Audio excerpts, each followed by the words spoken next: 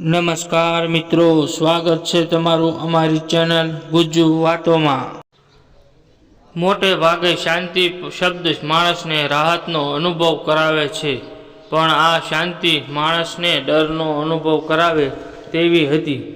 એટલામાં જ શાંતિની છાતી ફાડી નાખે તેવી કોઈની ચીસ સંભળાય। થોડી વાર પછી કોઈ રોડ પર પૂરપાટ દોડ્યું જતું હોય તેવો અહેસાસ થયો। એ દોડી જનારના પગલાંનો અવાજ શમે તે પહેલાં તો તેની પાછળ અનેક લોકો દોડી જતા હોય તેમ અનેક લોકોના પગલાંનો અવાજ સંભળાયો। પાછળથી દોડી આવેલું એ ચારેક માણસોનું ટોળું ત્યાં જ સ્તંભી ગયું અને એટલામાં આગું પાછું થઈ કંઈક શોધવા લાગ્યું, પણ તેમાં સફળતા ન મળતા તે સીધા રસ્તે આગળ ચાલ્યું ગયું। ટોળાની પહેલાં જે દોડી આવ્યું હતું તે એટલામાં જ ક્યાંક છુપાઈ ગયું હતું। પેલું ટોળું ચાલ્યું ગયું એટલે એ ટોળાના ભયથી મુક્ત બની તે બહાર આવ્યું। આમ તો તે માણસ જેવું જ અથવા તો કહો ને કે માણસ જ હતું, પણ કંઈક જુદું જ હતું। તેનો શ્યામ રંગ પાકો હતો છતાં સોહામણો લાગતો હતો। તેના ટૂંકા અને વાંકડિયા વાળ થોડા અજીબ લાગતા હતા, છતાં તેના રૂપનો શણગાર હતા। તેના દેહના આકારથી તે એક યુવતી હોય તેવું લાગતું હતું। બારી પર છરકતી નજર નાખીને હું ફરી પાછો ચા અને ભજીયા ખાતા ખાતા શનિવારના સાંજે આવતો ગઝલનો કાર્યક્રમ માણવામાં તલ્લીન થયો, પરંતુ મન હજી અશાંત હતું। કદાચ ધ્રુજાવી દેતી ચીસને કારણે હોય કે પછી માનવ સહજ જિજ્ઞાસાને કારણે, પણ મન ફરી ફરીને બારીની બહાર ડોક્યા કરતું હતું। એ આકૃતિ બહાર તો આવી ગઈ હતી, પણ હજી એક ઝાડની ઓથમાં સંતાઈને પોતાની સલામતીની ચોકસાઈ કરતી હતી। વારે વારે પોતાની આજુબાજુ ચારે તરફ નજર ફેરવીને જાણે ખાતરી કરતી હતી, અને આ બધું મારા ઘરથી લગભગ 30-40 મીટર દૂર હતું। જ્યાંથી આ શરૂ થયું એ રોડ માંડ 100 મીટર દૂર રોડ હતો। મારા હોલની બારી મેઇન રોડ પર પડતી હતી, એટલે પસાર થતા વાહનોનો અવાજ, પગપાળા ચાલતાની વાતો અને ગોધૂલી ગોવાળિયાઓની અવરજવરની વસ્તી રહેતી હતી। મને 2 વર્ષ જેવા થયા અહીં રહેવા, પરંતુ આવો અનુભવ આજ સુધી ક્યારેય નથી થયો। હા, ક્યારેક શિયાળિયા બોલતા, રાતમાં ક્યારેક દીપડાના આવવાના કારણે કૂતરાના રોવાના કે સતત ભસવાના અવાજ તો સહન કર્યા છે, પણ આજનો આ આવો પ્રથમ અનુભવ હતો, જેમાં ચીસ સાંભળીને ભયનું એક લખલખું પસાર થઈ ગયું। બાજુમાં બેઠેલી પંક્તિને મેં ધીરેથી પૂછ્યું, શું લાગે છે, શું હશે? જરા જોવું છે? હજી સંધ્યાકાળ છે, એટલે આપણે અજવાળામાં આપણે થોડું જોઈ શકાશે અને તપાસ પણ કરી શકાશે। વળી અંજવાળું છે એટલે થોડું સારું પણ છે અને કોઈ પણ પ્રકારની તકલીફ પણ નહીં થાય। અક્ષર અંબાજી મંદિરે જ્યારે તમારી નોકરી લાગી અને અહીં રહેવા આવ્યા પહેલાં જ્યારે આપણે અર્ચિતભાઈને પાલનપુર મળવા ગયા હતા, ત્યારે તેમણે આપણને ચેતવ્યા હતા, યાદ છે? એમણે કહ્યું હતું કે આબુની તળેટીના જંગલથી લઈને અંબાજી ગુજરાતની સરહદમાં આવી ઘણી જ વસાહતો છે અને પ્રજાતિઓ છે જેમના રીત રિવાજ અને માન્યતાઓ આપણાથી તદ્દન અલગ છે, તો તેમની વચ્ચે પડવાનું ટાળવું। એમાંય તમારા ઉતાવળા સ્વભાવને કારણે તમને તો ભારપૂર્વક ચેતવ્યા હતા, યાદ છે ને? પંક્તિએ સવિનય વિરોધ નોંધાવી દીધો। હા, પણ યાર, બિચારી છોકરી લાગે છે અને તકલીફમાં હોય એવું પણ લાગે છે। તે જોયું નહીં કેટલા માણસો પાછળ પડ્યા હતા? લગભગ અડધો અડધ ગામ ટોળું બનીને પાછળ પડ્યું હતું। પાછું ત્યારે થોડુંક અંજવાળું છે, તો તપાસ કરી શકાશે। પછી જો રાતના કંઈક અણધારી સમસ્યા આવીને તો કંઈ નહીં થઈ શકે। મેં મારા પક્ષ મૂક્યો। જવાબમાં પંક્તિએ અણગમા અને વિરોધની એક આછી નજર નાખી, જે મારી માટે દલીલને પૂર્ણવિરામ મૂકવા માટેની મૂક સૂચના હતી। જમવામાં ખીચડી મૂકો કે ઢોકળાની થાળી મૂકી દઉં? કેમ કે અત્યારે 7 વાગ્યે ભજીયા ખાધા છે, એટલે મને તો એટલી ઈચ્છા નથી। તમારે કેવીક ઈચ્છા છે? મેં ડોકી હલાવીને મારી સહમતિ દર્શાવીને વળી ગઝલ સાંભળવામાં વ્યસ્ત થઈ ગયો। એ દૌલત ભી લે લો મારી પ્રિય ગઝલોમાંની એક। હું મારા બાળપણના મોહક સંસ્મરણોમાં સરી પડવામાં જ હતો, ત્યાં જ પંક્તિ મારી પાસે આવીને કાનમાં ધીમેથી બોલી, લાગે છે કે પેલી છોકરી પાછળ આપણા વરંડા બાજુ આવી છે। તને કેવી રીતે ખબર પડી? તને એવો આભાસ થયો છે? મેં એને શાંત પાડી, ના। હવે રસોડામાં વાસણો ચડાવતા મેં એક આકૃતિ ઝડપથી આપણી આ ગલીમાં દાખલ થતી જોઈ, અને તેનો પડછાયો બારીના કાચ પર પડતો હતો। એટલે મેં આકૃતિ તો નથી જોઈ, પણ એનો પડછાયો આ બાજુ જતો જોયો, અને પછી વરંડાની પેલી બાજુ દરવાજા પાસે પ્લાસ્ટિક કે બોટલ પર પગ પડે તો કેવો અવાજ આવે એવો અવાજ પણ સંભળાયો. સાચું, પણ એ પણ હોઈ શકે છે કે કોઈ ગાય કે કોઈ પ્રાણી કંઈ ચરવા આવ્યું હોય અને એનો પગ એ બોટલને લાગ્યો હોય. એને કહેતા કહેતા ધીમે ધીમે બારીને બહાર નજર કરીને પેલી છોકરીને જોવાનો અને મારા અનુમાનની સાતત્ય જાણવા માટે પ્રયાસ કર્યો. સૂરજ લગભગ અસ્તાચળે હતો એટલે આંખો જરા વધારે ઝીણી કરવી પડી, પણ લાગે છે પંક્તિ સાચી હતી. એ છોકરીએ ઝાડ પાછળ ના દેખાય કે જ્યાં સુધી મારી નજર જઈ શકતી હતી ત્યાં સુધી તો એ ક્યાંય ન જ હતી. લાગે તો છે કે તું સાચી છો. એક કામ કર, આપણે ધીમેથી પાછળ જઈને જોઈએ, પણ શાંતિ રાખજે અને બહુ કંઈ ઉત્પાત નહીં મચાવતી. રાડ કરીશ અને જો આજુબાજુમાં ક્યાંય ખબર પડી તો લોકોના ટોળા ભેગા થઈ જશે અને એમાં પણ જો પેલું ટોળું આવી ગયું ને તો આપણું આવી બનશે. એટલે પહેલાં તેલ જોઈએ ને તેલની ધાર જોઈએ, પછી કંઈક નિર્ણય પર પહોંચીએ. મેં બને એટલા ધીમે અવાજે બોલવાનો પ્રયત્ન કર્યો. જોકે પુરુષનો અવાજ સહેજે ભારી હોય. વધુ ધીમે તો ન બોલાય, પણ યથાશક્તિ અને પ્રયત્ને થોડું ઘણું ધીમે બોલાયું. જ્યારે અમુક શબ્દો તો મનમાં જ બોલાયા, ખાલી હોઠ જ ફફડ્યા. હવે ગાય થવાનો વારો પંક્તિનો હતો. આજ્ઞાકારી મુદ્રામાં માથું હલાવીને મારી વાતમાં હામી ભરી અને બિલ્લી પગે રસોડું વટાવીને અમે 30 બાય 20નો મારો નાનો એવો બગીચો પસાર કરીને વરંડાના દરવાજે આવીને બહારની બાજુ થતી હલનચલન સાંભળવાનો પ્રયત્ન કરવા લાગ્યા. પંક્તિનું અનુમાન લગભગ સાચું જ હતું. આ છોકરી કે જે કંઈ પણ છે એ ઘરની પાછળ જ હતું, પણ પ્લાસ્ટિકની બોટલ અને પનીરની થેલીઓ કાગળો પર પડતા પગના સતત અવાજથી એટલો તો અંદાજ લગાવી શકતો હતો કે છોકરી ખરેખર ખૂબ જ ગભરાયેલી છે, ડરેલી છે. કેમ કે આ પગલાં ગભરાયેલા હતા. બીક અને ગભરામણને કારણે એના પગ ગમે ત્યારે પ્રવૃત્તિમાં આવવા જાણે તૈયાર હતા. મેં પંક્તિને સાંકેતિક ભાષામાં જણાવ્યું કે હું દરવાજો ખોલું છું, તું સાવધ રહેજે. છેલ્લા 2 વર્ષમાં લગભગ 3જી વાર આ દરવાજો ખોલવાની જરૂર પડી હશે, એટલે થોડી મહેનતે પણ અવાજ ન થાય તેની ખૂબ કાળજી રાખીને કડી હટાવી. પણ મિજાગરાએ અમારું માન ન રાખ્યું. જોકે મિજાગરામાંથી અવાજ આવવો એ પણ દેખીતું જ હતું. એટલા વર્ષોમાં ઉપયોગમાં જ લેવાયું ન હતું, એટલે જરા કટાઈ ગયું હશે. જે હોય તે, પણ આ અવાજે પેલી છોકરીને સતર્ક કરી દીધી. એ ધીમેથી મિજાગરાને દિવાલથી બનતા ખૂણા તરફ સરસી ઊભી રહી ગઈ અને પોતાને અમારી નજરથી બચાવવાનો પ્રયત્ન કરતી હતી. બીક બંને બાજુ સરખી હતી. આમ છતાં પૌરુષી શક્તિનું પ્રદર્શન કરવા મેં હિંમત કરીને છોકરીને પૂછ્યું, એ કોણ છે તું? અહીંયા શું કરે છે? આ બધું ઉપર છેલ્લું હતું. બાકી અંદરખાને બીક છુપાવવા મેં પંક્તિનો હાથ સખત રીતે પકડી રાખ્યો હતો. પંક્તિ મારા ડરને લગભગ જાણી ગઈ હતી. ધીમેથી મારા કાનમાં કંઈક ફૂસફૂસી, પણ મારું તો સંપૂર્ણ ધ્યાન પેલી છોકરીમાં અને તેની હવે પછીની ગતિવિધિમાં હતું. અચાનક એ છોકરી દરવાજા પાસે અમારી નજરોની બરાબર સામે આવીને ઊભી રહી ગઈ. આવા અણધાર્યા પ્રાગટ્ય માટે અમે તૈયાર ન હતા, જેના પરિણામ સ્વરૂપ સ્ત્રી સહજ લાગણીઓના આવેગમાં પંક્તિથી બીકના માર્યા રાડ નીકળી ગઈ. સામે પક્ષે પણ પેલી છોકરી તો પહેલેથી ડરેલી જ હતી. આ અમને જોઈને રીતસરની કરગરવા લાગી. સાહેબ, મહેરબાની કરી કોઈને કંઈ કહેશો નહીં. હું અહીંયા તમારી દિવાલ કોરે થોડીવાર છુપાઈ જાઉં છું અને પછી જાતી રહીશ. બોન, મને એ મારી નાખશે. પંક્તિ સામે જોઈને એ લગભગ રોઈ ગઈ. મેં પંક્તિ સામે જોયું અને અમારી આંખોને વાત કરી લીધી. પંક્તિ તરત જ પાણીનો પ્યાલો એના માટે લાવે છે અને માથે હાથ ફેરવી શાંત કરીને એને પાણી પાય છે. આ પહેલી વાર એ છોકરીને જોઈ કે જેની ચર્ચા અમે છેલ્લા કલાકેકથી કરતા હતા. સાવ કાચી વય, કુમળું શરીર, ટૂંકા વાળ, શરીરે ક્યાંક ઘાવના નિશાન તો ક્યાંક લીલજામના સાંઠા હતા. મોઢા પર અને હાથ પર કાંટા કે કોઈ ધારદાર વસ્તુ લાગવાના કારણે ચીરા પડ્યા હતા અને એમાંથી થોડું લોહી પણ નીકળતું હતું. કદાચ હોઈ શકે જ્યારે ટોળાથી બચવા ભાગતી હતી ત્યારે ક્યાંક ખાડામાં પડી ગઈ હોય કે પછી સ્વ બચાવમાં ભાગતી વેળા બાવળિયા કે કોઈ થોરમાં ઘસાઈ હોય. એકંદરે એ નાની છોકરી અમારી દીકરીની ઉંમરની હશે, પણ અત્યારે તો એ બિચારી તેને સરખી ડરેલી પણ હતી. જાણે કેટલાય જન્મોની તરસી હોય એમ તરત જ પાણીનો પ્યાલો લઈ લે છે અને એક શ્વાસે જ પાણી પી જાય છે. હજી જોઈએ છે? પંક્તિએ પ્રેમથી પૂછ્યું. હા, થોડું.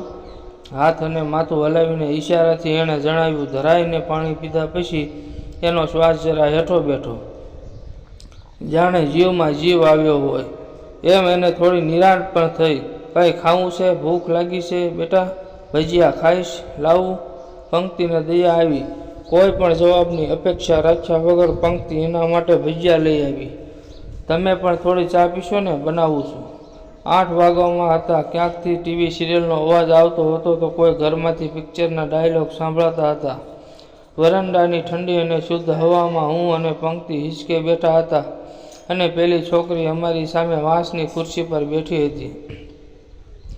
ચા પીતા પીતા ક્યારેક ઝાડ પાન જોતી તો ક્યારેક પોતાના કપડા તરફ નજર નાખતી, ચંકો સાથી અમને જોતી, નજર બચાવતી તો ક્યારેક વળી એની નજર વરંડામાં આમ તેમ રમતી. દીકરી, તું કોણ છે? તારું નામ શું છે? એ લોકો કોણ હતા? તારી સાથે શું થયું છે? આવી હાલત? તારા મા બાપ ક્યાં છે? તું કોઈ ગુનો કરતા પકડાઈ હતી કે શું? કેમ પાછળ પડ્યા હતા આ લોકો? પંક્તિએ જરા પ્રેમથી પૂછ્યું. બોન, મારું નામ મણી છે. રામની સોગંદ ખાઉં છું, મેં કંઈ નહીં કર્યું. મારી મા તો મરી જાય છે. 3 વર્ષારા થયા. મારો બાપો પહેલી કોર દાતા ગામમાં રહેશે ને નોની જમીન ખેડે છે. થોડા ધ્રુજતા સ્વરે એ બોલી. તો તું દાતા ગામની છો? અંબાજીની બાજુમાં જે છે ત્યાંની? મારાથી પૂછાઈ ગયું. અને આ લોકો કોણ હતા અને તું કેમ એનાથી ભાગતી ફરે છે? પંક્તિએ તરત જ અધીરાઈથી પૂછ્યું. મણી અમારી સામે મુખ ભાવે જોતી રહી, અથવા કે કદાચ વિચારતી હોય કે ક્યાંથી શરૂ કરવું. અમારા સવાલોનો મારો ચાલુ હતો અને એ ઉપર આકાશ તરફ જોતી હતી. આકાશના તારલાઓને જોતા જોતા એની આંખોમાં જળજળિયા આવી ગયા, જાણે ગદગદિત થઈને ઉપરવાળાને પૂછતી હોય કે મારી સાથે જ કેમ? બેટા, તું ચિંતા ના કરીશ, અમે અમારાથી બનતી મદદ કરશું. તું ખુલીને તારી તકલીફ કહી શકે છે. પંક્તિ એની બાજુમાં ગઈ અને માથા પર પ્રેમથી હાથ ફેરવ્યો. પંક્તિના આવા મમતા ભર્યા વ્યવહારથી મણીનું હૃદય ભરાઈ આવ્યું અને એની આંખમાંથી સારતા આંસુએ આ વાતની ચાળી પણ ખાધી.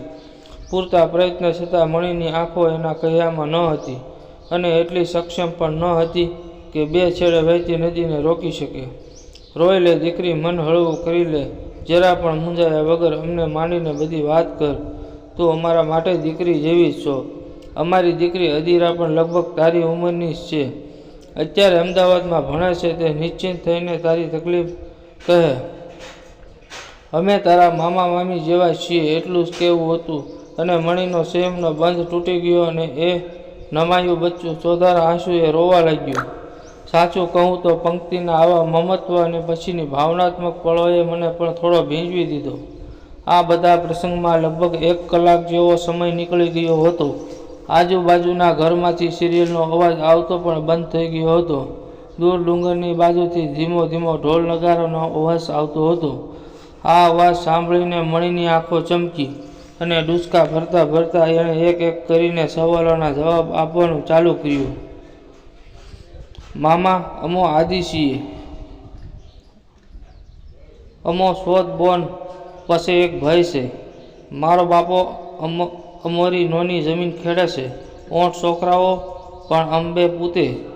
ઘર મોણ ચાલતું, પણ તોય બસારો અમુને હરખું સંભાળતો અને પહોંચતોય ખરું. બાપો તો સગો ન હતો, પણ અમારા ભાગ અમારા જ સગા નહોતા અને ઉપરથી પછી આવી આ ગરીબી. એક પાછળ એક આમ 6 વરસારા સૂકા ગયા. ઘરે ખાવાનાય ખૂટા. તોય બાપો સબરકો એટલે હાયરો ને કે એકનું એક બરડ ઓછી દીધું. પોતે બસારો હળ ખેંચતો. બીજા વરાથી તકલીફ વધી જાય. પૂન બસારો શું કરે? એક દી જમવા બેઠો ટાણે મુને પાસે બોલાવીને કીધું, મણી, ડાભેલ ગામમાં એક આપણું જાતનું કબીલું રહેશે. ઉમા એકને તારી હારે લગ્ન કરવા છે. માડી ખોટું ન બોલાવે, પણ એ બીજવરો છે અને આ લગ્નના બદલે 20,000 આપશે. શનિવારે તારો વર આવશે, તને પરણવા અને લઈ જાહે. મન માફ કરી દે. જે હો માડી, તારા નોના બોન ભાઈ જમી શકે. એટલું કહીને બચારો ભાણા પરથી ઉઠી ગયો. મેં પહેલી વાર મુરા બાપાને રોતા જોયો. પોતાની લાગણીઓ પર ખૂબ જ કાબૂ રાખીને મણી બોલતી હતી. મેં જોયું પંક્તિનો હાથ ધ્રુજતો હતો. એ અંદરો અંદર રોતી હતી. મેં ધીમેથી એનો હાથ મારા હાથમાં લીધો અને પંપાળ્યો. મેં વાંચ્યું તો હતું કે રાજસ્થાનમાં, ઉત્તર પૂર્વ ગુજરાતમાં અને બિહારમાં કોઈ જગ્યાએ એટલી ગરીબી છે કે ત્યાંના મા બાપ પોતાના સંતાનોને વેચી દે છે. અત્યાર સુધી ફક્ત વાંચેલું, પણ અત્યારે તો પ્રત્યક્ષ કોઈની આપવીતી સાંભળું છું. હું પણ અંદર સુધી હલી ગયો. આને શું કહેવું?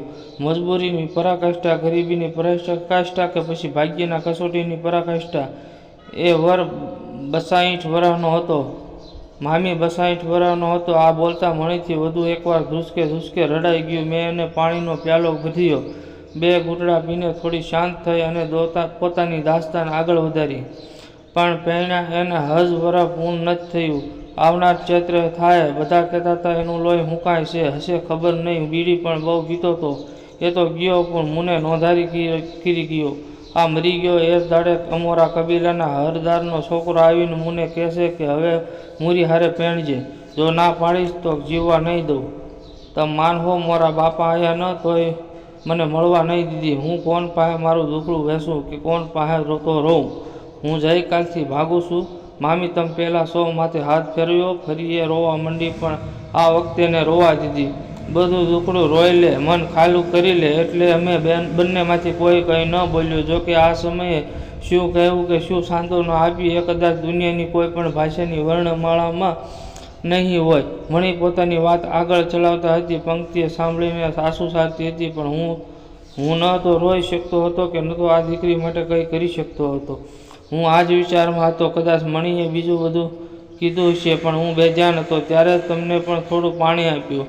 ના પછી શું થયું બેટા? મામા મોરા વરને બારી આવ્યા પછી ગોર હરદારનો છોકરો પાછો મારી કોર આવીને પૂછતો તો હાલ મારી હારે. મેં ના પાડી તો એણે કબીલામાં સંધાઈને કીધું કે આ તો ડાકણ છે અને પોતા વરને ખાઈ જઈ એટલે અન મારી નાખજો, નહીતર ગોરમાં સંજાઈને ઓમ જ ખાઈ જાહે. એટલે આ બધા મૂન મારવા આવ્યા હતા એટલે પાછળ ભાજતા હતા અને હોસતા હતા. મામી બધા કહેશ કે રામ તો ભલો છે, ચમ આવું કરે છે? મુને ક્યાં ગુનાની સજા મળે છે? મારું તો કોઈને ન બાપો, ન માં કે નહીં વર. મળી બધા બંધ તોડીને વહેવા માંડી. તું રોઈશ નહીં દીકરી, તું અહીં છો અમારા ઘરે અને સલામત છો. તને કંઈ નહીં થવા દઈએ. ચાલ જમી લઈએ, પણ પહેલાં હાથ મોઢું ધોઈ લે. ઉપરના રૂમમાં અદીરાના કપડાં છે, કદાચ તને થઈ જશે. ચાલ તને આપું. પંક્તિ એને હૈયા ધારણા આપી અને મારી તરફ ફરીને બોલી, એ સાંભળો ને જરા, ટેબલ પર જમવાની તૈયારી કરશો. હું જરા આની સાથે જતી આવું. પંક્તિ પ્રેમથી મણીને લઈ ગઈ. જમતી વખતે બધું શાંત હતું. મેં માહોલ હળવો કરવા ગુજરાતી હાસ્ય નાટક ચાલુ કર્યું. દીકરા ભાઈઓ લેજે હો, શરમાતી નહીં. પંક્તિને માતૃત્વ છલકાઈ ગયો અને મને મારા દાદીની યાદ આવી ગઈ. મારા દાદી આશાબેન, એમને પણ કોઈને જમાડવામાં ક્યારેય કંટાળો નથી આવ્યો. રસોઈ બનાવવી એમના માટે ક્યારેય કંટાળાજનક ન હતું. એટલે કેટલાયને અરે ભર બપોરે 3 વાગે અમે જ્યારે અચાનક જઈ ચડ્યા ત્યારે મારા અને મારા મિત્ર માટે પૂરણપોળી પણ બનાવી હતી. સાચું કહ્યું તો મને આ વાત માટે જ એમના પર ઘણું જ માન હતું અને એ છે. સાંભળો, હું કહું છું. અર્ચિતભાઈને ફોન કરો છો, બધી વાત કરી દઈએ. જજ છે એટલે જરા સપોર્ટ પણ રહેશે અને આજ રાત પણ સલામતીથી નીકળી જશે. કાલે સવારે એ જેમ કહે એમ કરશું. પંક્તિએ મારી દ્વિધા પારખી લીધી. જમીને અર્ચિતભાઈને ફોન કર્યો અને બધી વાત વિગતવાર જણાવી. મણી સાથે પણ એમની વાત કરાવી. મણીમાં પણ એમની સાથે વાત કરીને થોડી ધરપત આવી. લગભગ 30 મિનિટમાં ઘરની બહાર પોલીસ વાન 4 પોલીસ સાથે આવી ગઈ અને બીજા દિવસે સવાર સુધીમાં મણીના બાપા શ્રી મેડારામને પણ પોલીસ બોલાવી આવી. બંને બાપ દીકરી ખૂબ રોયા અને પછી શાંત થઈને વાતો કરી. ચા પીતા પીતા મેડારામે શંકા વ્યક્ત કરી, સાહેબ, જો આ લઈ જઈશ તો કબીલાવાળા પાછા ગોતતા આવે. તમે કંઈક મદદ કરો ને. પોલીસ ઇન્સ્પેક્ટર પણ સાથે જ હતા. એમણે આશ્વાસન આપતા કહ્યું કે ચિંતા ન કરો, તમારી દીકરી હવે અમારી છત્રછાયા હેઠળ છે. કોઈ એને હેરાન નહીં કરે. દીકરીની જેમ જ સંભાળશું. પાલનપુરમાં મહિલા વિકાસ ગૃહ છે, એમાં મણીનું નામ નોંધાવી દઈશું. સરકારશ્રી ખર્ચો આપશે અને કામ પણ આપશે અને તમે ઈચ્છશો ત્યારે મળવા પણ આવી શકશો. અને જો મણી રાજી થશે અને કોઈ યોગ્ય વર મળશે તો એના લગ્ન પણ કરાવશું. પણ એ પહેલાં તમારી અને મણીની સહમતિ પણ લઈશું. ઇન્સ્પેક્ટરની એટલી હૈયા ધારણા અમારા સૌ માટે સુખદ હતી. સાહેબ, તમે મારા સારું રામ થઈને આવ્યા છો. મેડારામે ભીની આંખે ઇન્સ્પેક્ટરનો આભાર વ્યક્ત કર્યો. અરે ના મેડારામ, તમારે આભાર માનવો છે તો આમનો માનો, પંક્તિ ભાભીનો માનો કે અમારા સાહેબ શ્રી અચ્યુતભાઈનો માનો. ખરું કામ તો એમણે જ કર્યું છે. ઉપરવાળો ક્યારેય કેવો સંયોગ બનાવે છે, કોની સાથે કેવો સંબંધ બનાવી દેશે એ કોઈ ન કહી શકે. એક અકલ્પ્ય સંબંધ અને અવિસ્મરણીય સાંજ. આ પ્રસંગને 4 વર્ષ થઈ ગયા પણ હજી એવું લાગે છે કે હજી ગઈ કાલની જ વાત છે. ચાલો હવે રજા લો, મામેરાની ખરીદી કરવા જવાની છે. આવતા મહિને ભાણેજ મણીના લગ્ન છે. તમે બધા જરૂરથી આવજો. જય શ્રી કૃષ્ણ.